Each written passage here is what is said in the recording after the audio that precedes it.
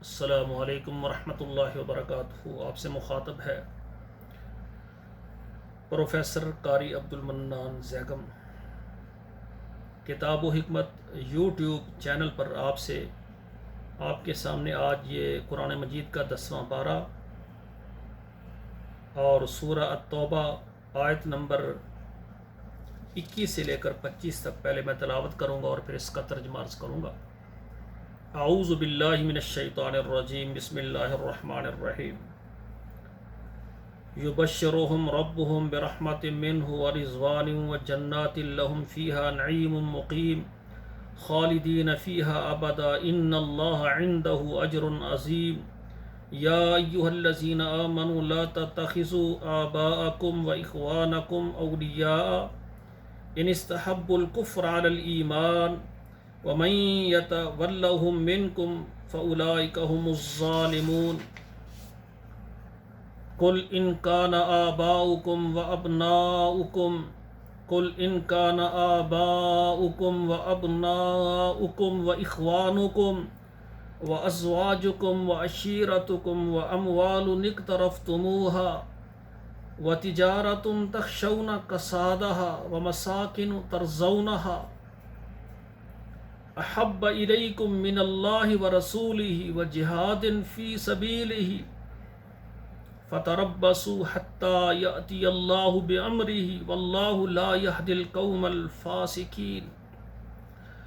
لقد نصرکم اللہ فی مواطن کثیرۃ ویوم حنین اذ اعجبتکم کثرتکم فلن تغن عنکم شیئا وضاقت علیکم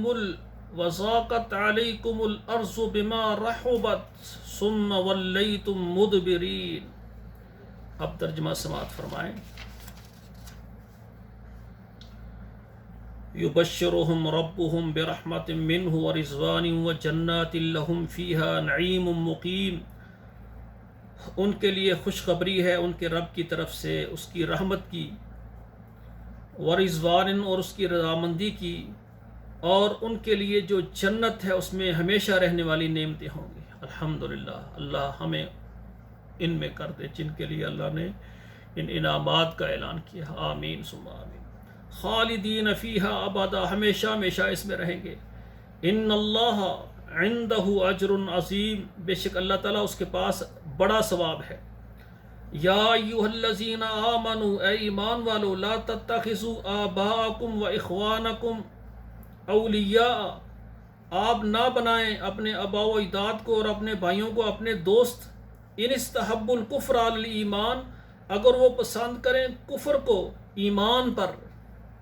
ومن یتولہم منکم فاولئک ھم الظالمون، اور جو ان کو اپنا دوست بنائے گا وہ ظالم ہے۔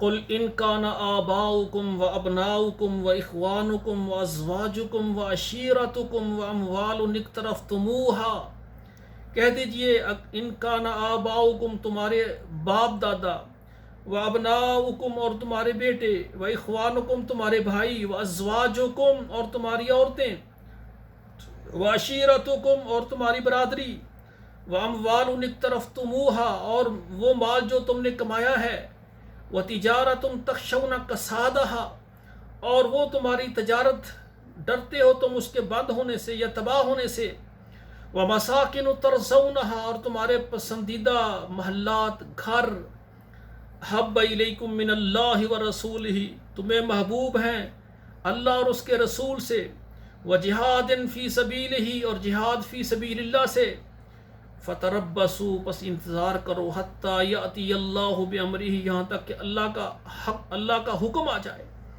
اللہ کا امر آ جائے۔ واللہ لا یہدی القوم الفاسقین، اللہ تعالیٰ فاسق نافرمان لوگوں کو ہدایت نہیں دیتے۔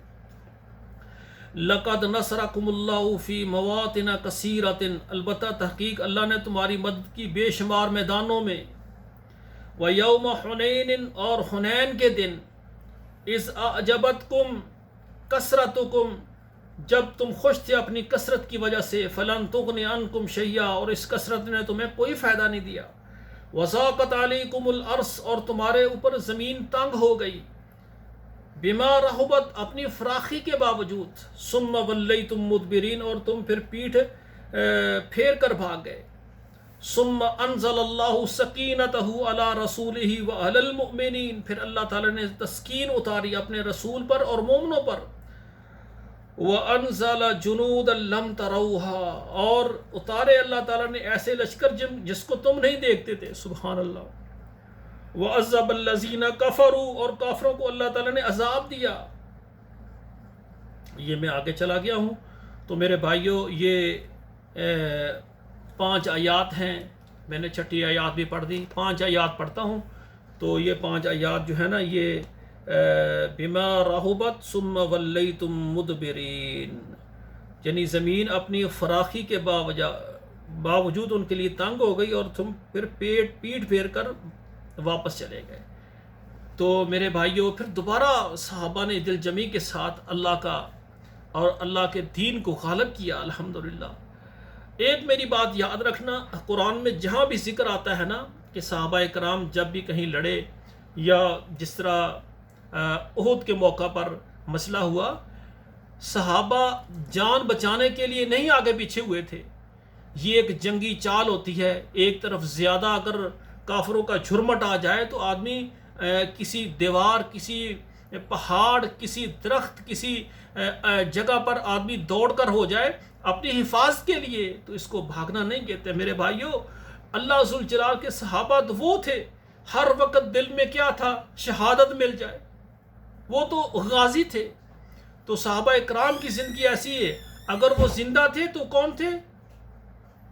وہ غازی تھے، اگر ان کو موت آ جائے تو وہ شہادت کی موت مانگتے تھے۔ تو الحمدللہ یہ میرا قرآن کا ترجمہ آپ سنیں، سیکھیں، اور میری یہ گزارش ہے کہ اللہ کی مہربانی سے میں اسلام آباد میں ایک ادارہ بنا رہا ہوں، محمد الرسول اللہ ایجوکیشن کمپلیکس، اور جامع مسجد خاتم النبیین صلی اللہ علیہ وآلہ وسلم وہ بھی بنانے جا رہا ہوں۔ جو بھائی جگہ اور تعمیر میں حصہ لینا چاہیں وہ میرے ساتھ ضرور رابطہ کریں، تاکہ ہمارے والدین اور ہمارے لیے صدقہ جاریہ بنے۔ والسلام علیکم ورحمۃ اللہ وبرکاتہ۔